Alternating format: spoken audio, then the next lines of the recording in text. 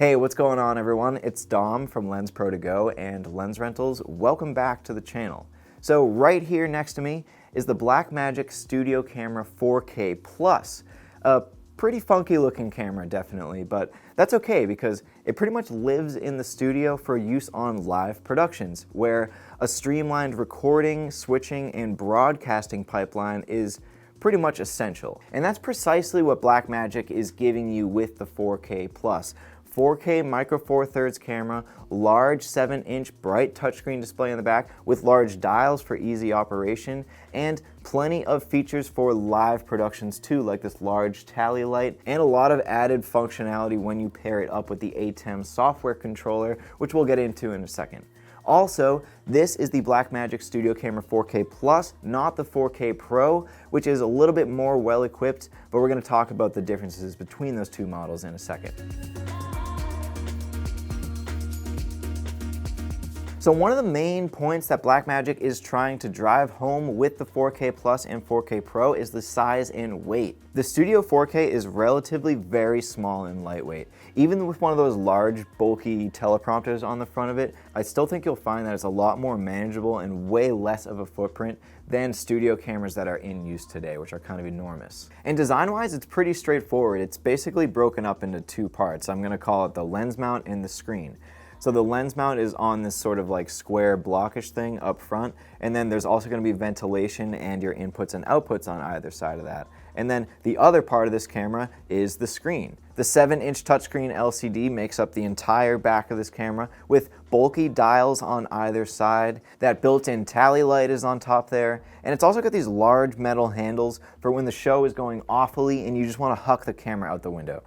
Not really, but the last standout thing build-wise to this camera is this detachable base plate with 15mm rod attachments. And under that, a large dovetail quick-release tripod plate for easy use getting on and off the tripod. And that'll provide plenty of support for weight if this camera gets built up a lot. You may see this camera advertised with that large Blackmagic sun hood for the LCD screen, which actually does not come in our kit when you rent it, but that's okay because the LCD screen gets plenty bright in and of itself. It could probably counter a lot of light, and this thing probably isn't going outside anyways.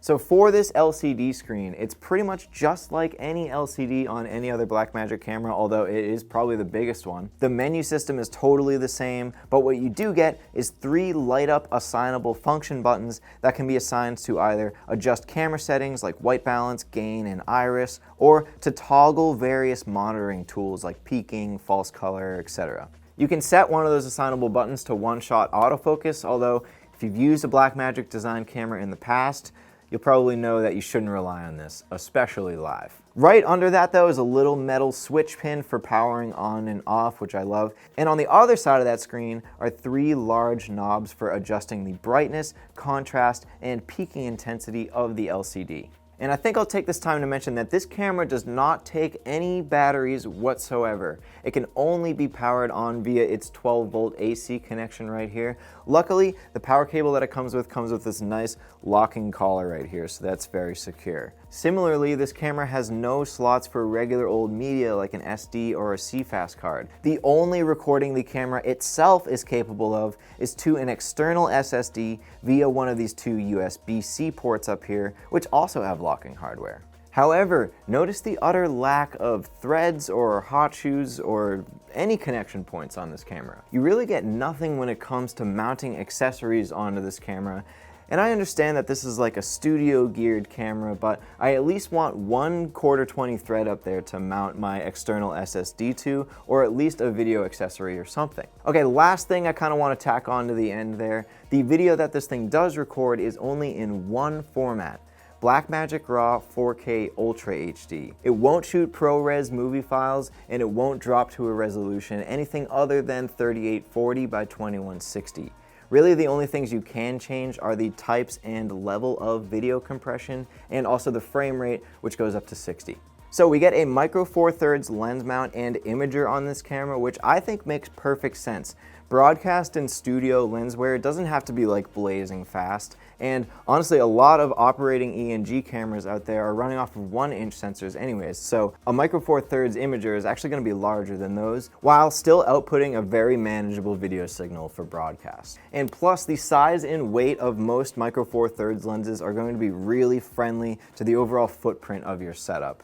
My only complaint though is that there aren't many powered zoom lenses in the Micro Four Thirds system. I'm pretty sure Fujinon makes one, but it's probably pretty expensive. I don't know, I have to check that out. I just think it would be really helpful to the whole studio workflow, and I think it would help achieve a lot of shots that we sort of perceive as like synonymous with the news. But also, I think your production will go on without a dramatic powered Stanley Kubrick zoom, and also that's not Blackmagic's fault either, so.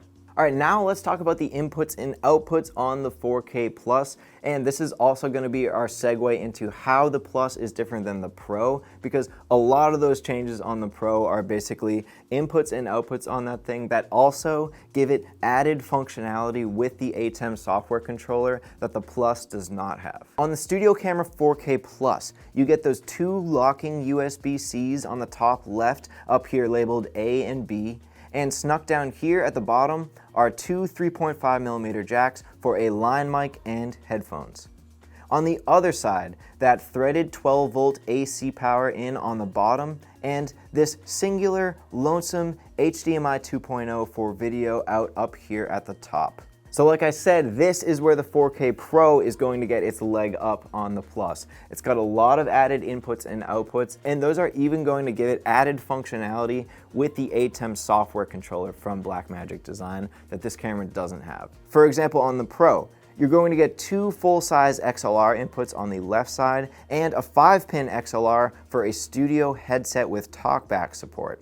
And on the other side, it has HDMI, SDI in and out, Ethernet jack, and 4-pin XLR DC power. The previous studio camera from Blackmagic Design before the Plus or the Pro or anything connected to a network via optical cable, which was kind of a nightmare, so this is a really welcome change, and also the Pro can be powered through that Ethernet cord as well. Additionally, when paired with certain Blackmagic terminals like the Studio Converter, that's going to enable program return, talkback, and activation of that tally light up there. So really the main factor to me when parsing out these two models, like in terms of which one to use over the other, is the level of operation. So what I mean by that is like, is there going to be an operator on this camera at all times during the show that needs two-way communication with like a program director? Do they need to be able to see the live program on a monitor attached to their rig for reference in the show, things like that? Or is this camera just going to be sort of locked down,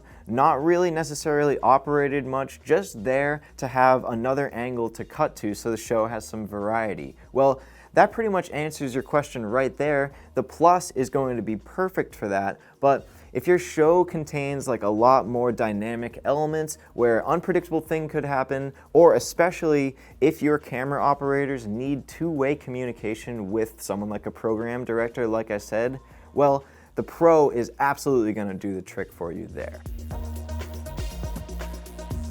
Alright, so that's pretty much going to wrap up this video overviewing the Blackmagic Studio 4K Plus, and also highlighting some of those differences between the Plus and Pro models. So, as always, if you have any questions or insights about this camera, or maybe any questions about how to set it up with the ATEM software controller or a Blackmagic Design switcher, you know what to do. Drop a comment in the comment section below and we'll start a discussion. Also, if you happen to like this video, hit that thumbs up button down there to let me know you liked it. And also, if you're not already for whatever reason, subscribe to the channel, and that way you'll be in the loop whenever we post new content, which is every week. So take care, and we'll see you in the next one.